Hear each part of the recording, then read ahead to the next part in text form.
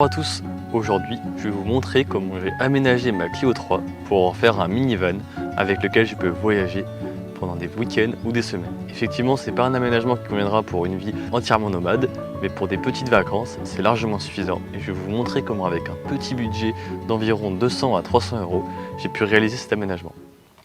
C'est une Clio 3 de 2011. Elle comptabilise environ 65 000 km. Je l'ai achetée à 48 000 km pour 6 000 euros.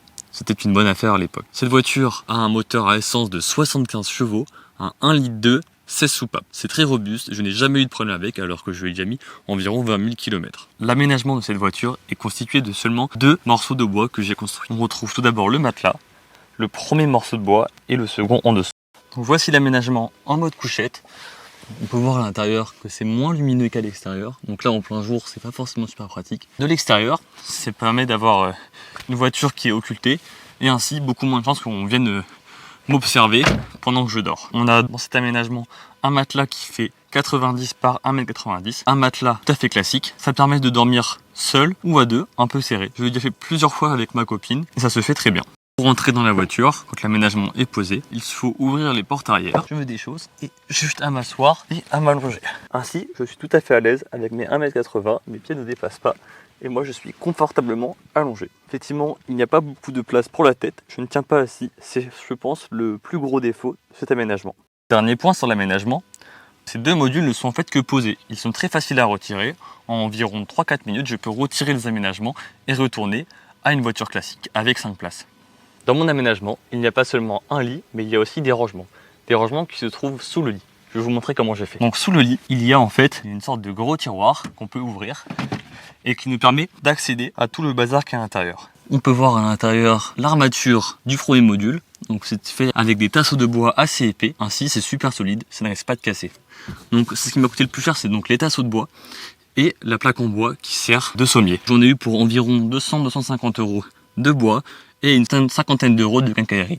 Donc tout ce qui peut être équerre, visserie, petit clapet, toutes ces choses-là m'ont coûté environ 50 euros. Donc premièrement, un élément très important de l'aménagement, c'est la batterie.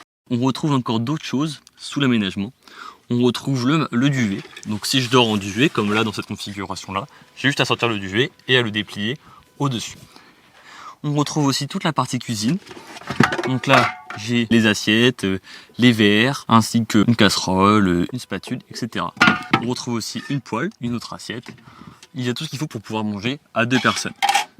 Il y a aussi des capsules de gaz de réserve. Effectivement, j'ai un réchaud à gaz qui se retrouve ici. Hop. Donc je pense que c'est le réchaud à gaz qui est aussi un équipement très important. Je vais vous le montrer plus en détail. J'ai un sac un peu fourre-tout dans lequel on peut retrouver des affaires de cuisine, du papier toilette, parfois la nourriture, des sacs poubelles. La batterie, c'est une EcoFlow River Max. Cette batterie me permet de tenir quelques jours en autonomie. Donc ça permet de recharger les appareils classiques tels qu'un téléphone, un ordinateur, les appareils photo vidéo, le drone, etc. Donc ça me permet de tenir en autonomie dans des lieux isolés. Donc elle coûte environ 400 euros, c'est quand même un gros budget, mais ça me permet d'être autonome. Voici mon réchaud à gaz, c'est un camping gaz. Il se trouve dans une petite mallette, très pratique pour le rangement, très facile à ouvrir. Et donc voilà le réchaud. C'est un réchaud en feu, c'est suffisant pour des petits voyages et pour faire à manger. Donc il y a un feu que je peux allumer simplement. Et donc là, voilà, j'ai un réchaud prêt pour faire de la cuisine. Ma première réserve qui fait 10 litres d'eau. Cette réserve me sert d'eau potable pour la vaisselle ainsi que pour tous les usages quotidiens. J'emmène donc 1 à 2 poches, donc de 10 à 20 litres selon ce que je vais faire. Donc pour un week-end, une poche suffit. Secondement, j'ai la douche. Donc c'est la douche Decathlon. Cette douche qui coûte une soixantaine d'euros est en fait un système qui permet d'avoir de l'eau chaude. Elle est noire et en la mettant au soleil, ça réchauffe l'eau qui est à l'intérieur. Elle fait 10 litres. Et en fait, le principe est très simple. Il faut faire monter la pression à l'intérieur.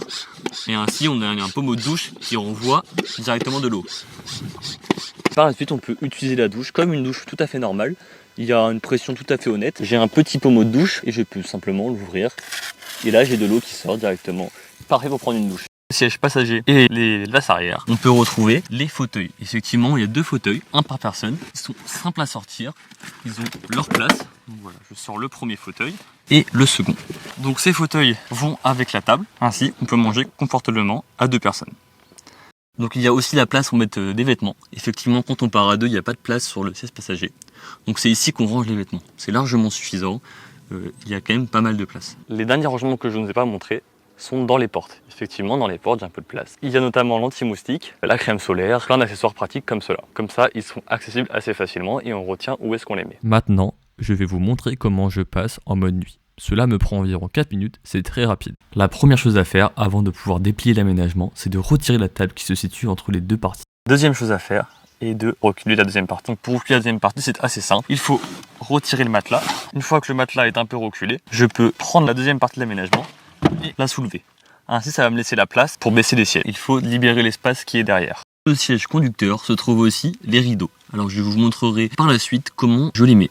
Maintenant que le deuxième module est reculé, je vais pouvoir avancer les sièges au maximum et les plier. Ainsi, je pourrai passer le module au-dessus des sièges pour avoir un lit d'1,90 m. Petite étape importante que j'avais oubliée, il faut retirer les deux appuis-têtes.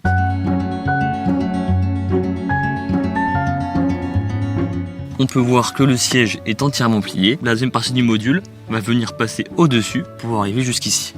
Donc pour protéger les sièges, j'ai deux parties en bois qui vont sur les sièges. Donc ces parties en bois sont sous le siège passager. Hop, j'en prends une et je viens l'installer au niveau de l'assise. Maintenant, il ne me reste plus qu'à faire la même chose pour le second siège. J'avance le siège au maximum et je le replie.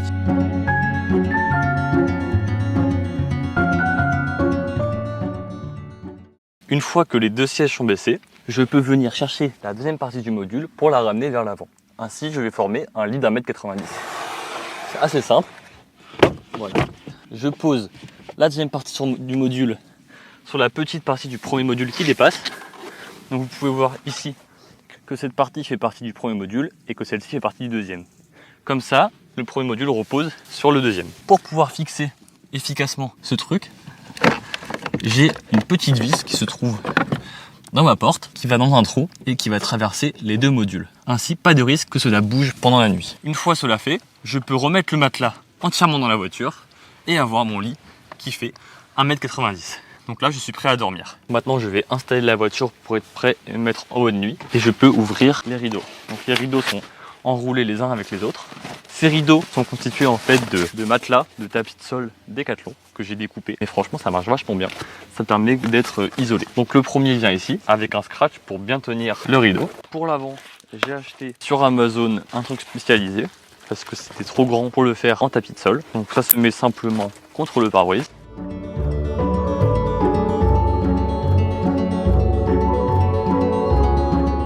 Replier l'aménagement est aussi simple que de le déplier. J'espère que cette vidéo vous a plu.